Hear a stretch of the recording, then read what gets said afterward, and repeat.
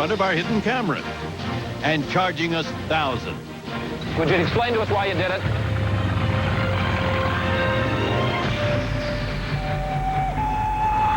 It's a race against death.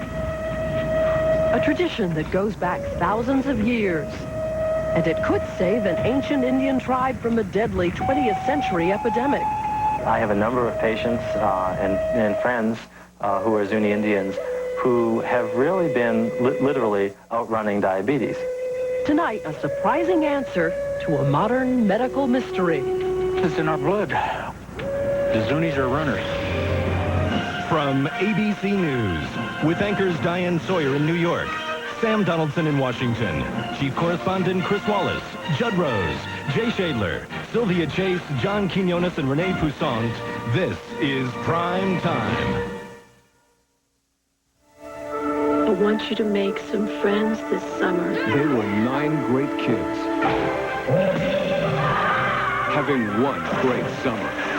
They'll become friends. Just stand there and stick your glove out in the air. I'll take care of it. They'll become a team. Oh, yeah, all right. And one of them, You're the best. will become a legend. 2 thumbs up say Siskel and Ebert. The Sandlot, rated PG. Now playing at theaters everywhere. If your business gives up AT&T quality and calls from Miami to Seattle with someone else, here's your big savings. Leaving AT&T doesn't make a lot of sense.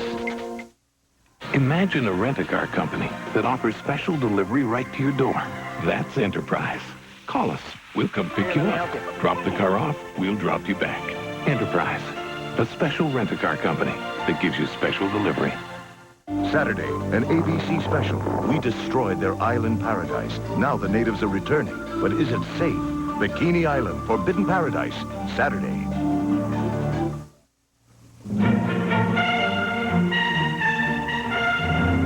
Prime Time. Now from Washington, Sam Donaldson. Good evening and welcome. How do you feel about lifting the ban against gays and lesbians serving in the military?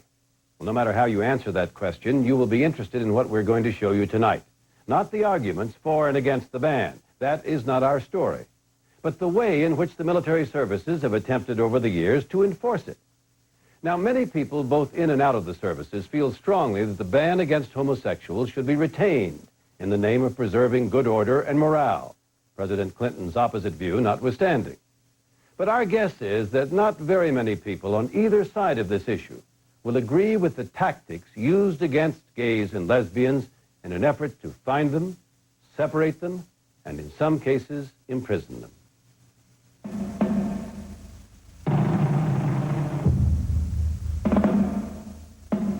There is a country where citizens still fear a knock on the door in the middle of the night.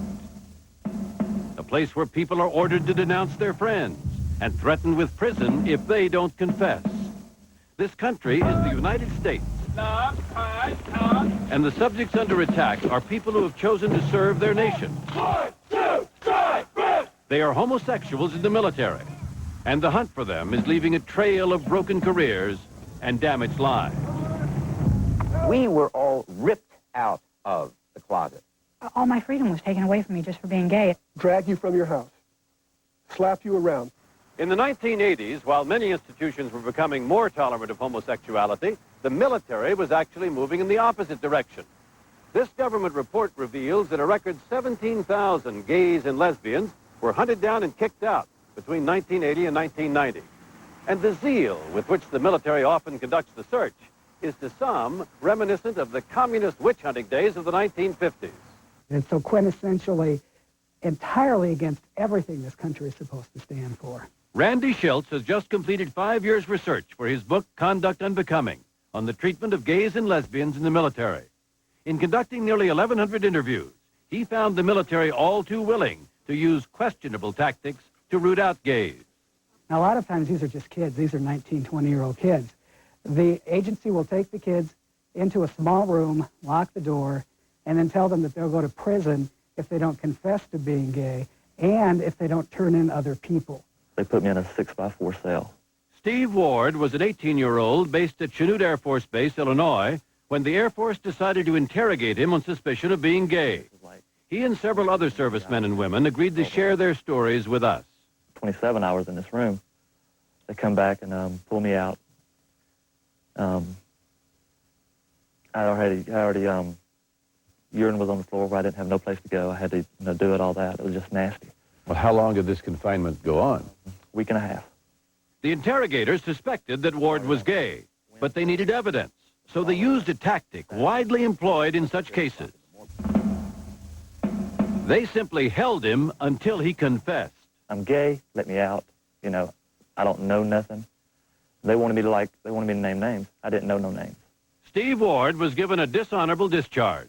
By confessing to being gay, he admitted to violating Department of Defense Directive 1332-14, which disqualifies persons who engage in homosexual conduct or who, by their statements, demonstrate a propensity to engage in homosexual conduct.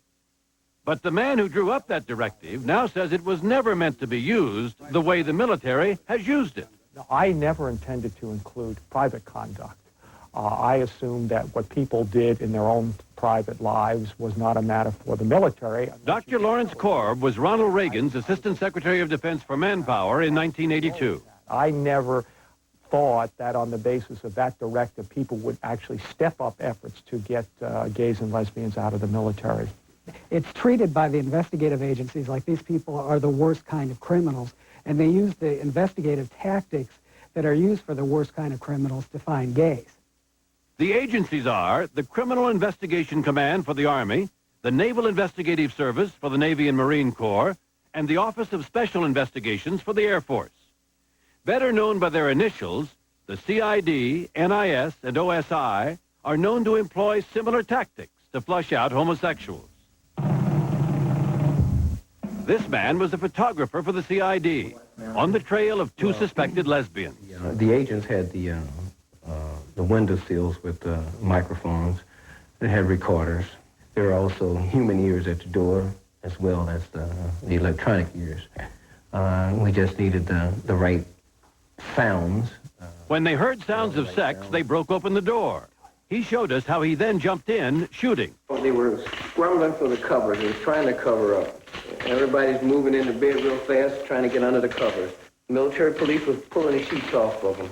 The photos ended 2 careers in the Army and left this military photographer feeling guilty. So just a hard and a bitter pill to swallow to see American citizens treated as if they were Jews in Germany during the war. That's exactly the tactics that were being used. But surprise photography was nothing new for the Army. We were in bed when I heard something at the door. Captain Jerry Rosenbaum was a decorated veteran of the Vietnam War, stationed in Munich, when the CID broke down his door to catch him in bed with another man, a Czech national. But Rosenbaum was too quick for the camera. And I hear one of them say, "God damn it, we wanted to catch him in bed. Well, grab him and put him in bed so we can take the pictures."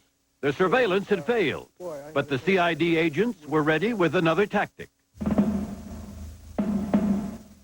They told me that I was being arrested for being a KGB spy. What was their evidence? They told me that they had pictures of me in bed, wiretaps, that I had been working with an agent from the Soviet intelligence community who was my handler. Did they have evidence like that? Well, I knew they didn't because I wasn't. Still, Jerry Rosenbaum was forced out of the Army. Probably the most common questionable tactic of all has been in use for decades and was used on this man 23 years ago. They were throwing at me $20,000 fine and life imprisonment at hard labor. Rich McGuire was a 20-year-old airman posted here at Westover Air Force Base near Springfield, Massachusetts in 1970. He was caught in possession of male art magazines and handed over to the OSI. And they pointed out that my parents would probably have to mortgage the house, sell the house to cover my fine for their queer son, and I would be locked up for life. The Air Force never made good on its threats, but McGuire was given a dishonorable discharge and was so traumatized by his interrogations that he blocked out all memory of the experience for 20 years. And now it's come back, frighteningly. My God, in the middle of the day, I'll be hit with a memory, a smell. Even remember. Today, he returns to the now abandoned OSI office to exorcise the demons that haunt him. And now go right again. Right. Smells the same. a padded interrogation cell. He also remembered being held in a dungeon below this basement. But where he remembered a door leading down, he found a wall. And behind the wall, nothing. Well, how do you feel about what happened to you? Oh, man. They turned me into a vegetable. I haven't been right for these 20 years. We tracked down one of McGuire's interrogators, who's now living outside Syracuse, New York. I want to see if he's arrogant or if he's remorseful. They had no right to do this.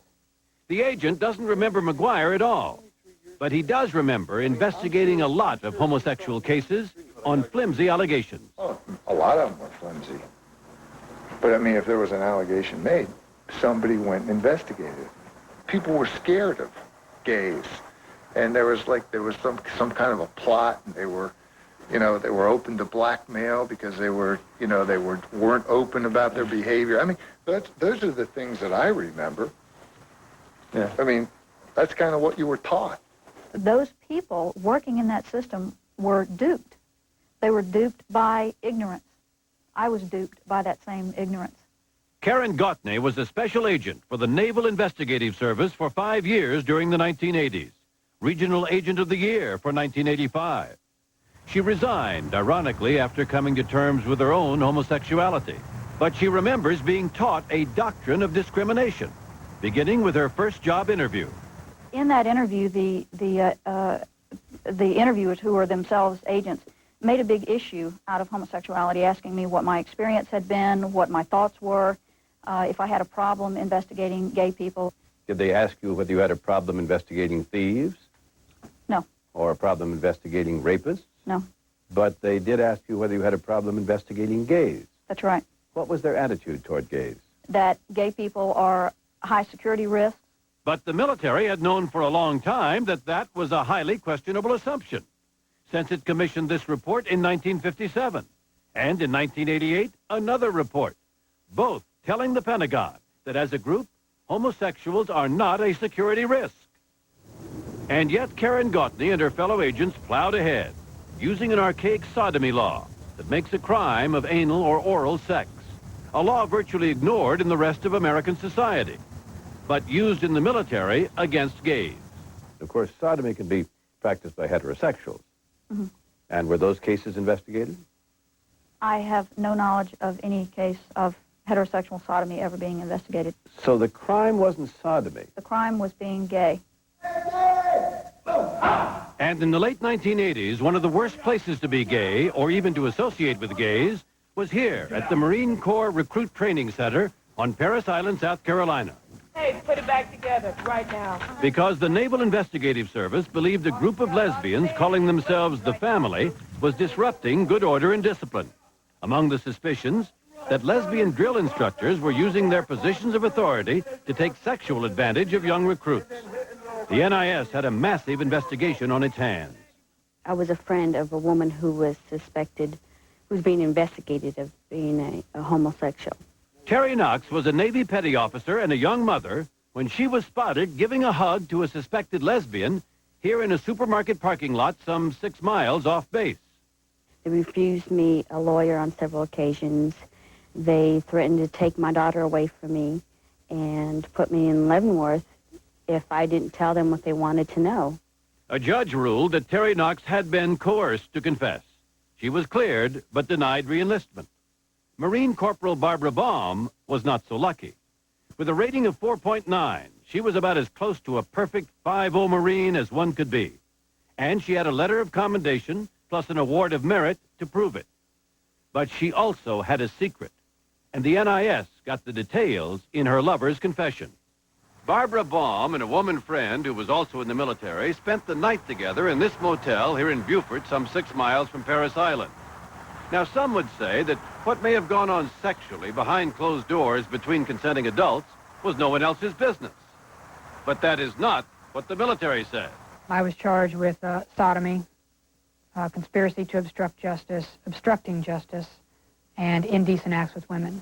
And what did the prosecutor ask for in the way of a punishment? In all, they were asking for 38 years 38 years? for being gay. Prosecutor Dave Beck believed that Barbara Baum was a key member of the family and that she had obstructed justice by trying to influence her lover to deny what happened in the motel room. Do you really think that for an act of sodomy and for what you say was obstruction of justice, she should be sent to prison for 38 years? As the trial counsel, I don't make the determination. But you made the request. Part of the sentencing philosophy is general deterrence.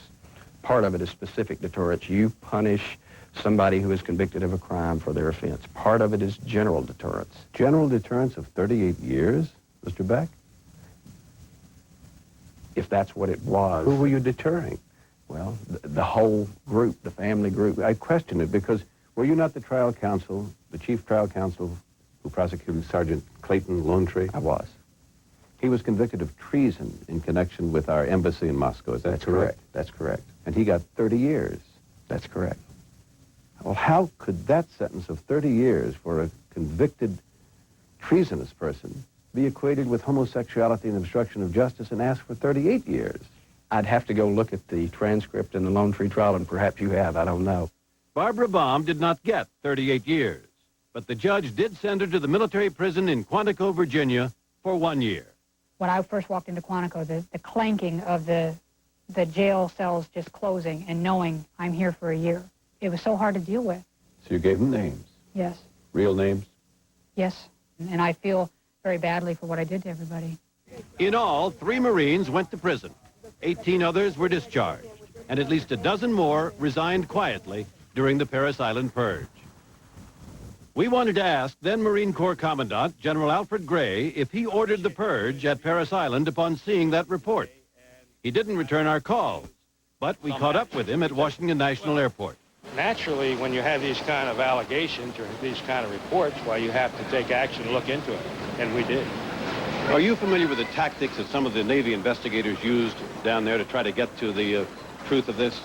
No. I mean, what it referred to, as far as I was concerned, that there weren't any tactics per se. Well, we have allegations that the investigators threatened one woman, said, "You'll never see your child again if you don't confess." There was always some of those kind of ideas and allegations, but I... You don't believe it? What, that we would authorize or sponsor witch huts? Yes. No. You didn't do it? No, of course not. We don't operate that way. These people disagree, saying they are living proof that the military hunts down homosexuals.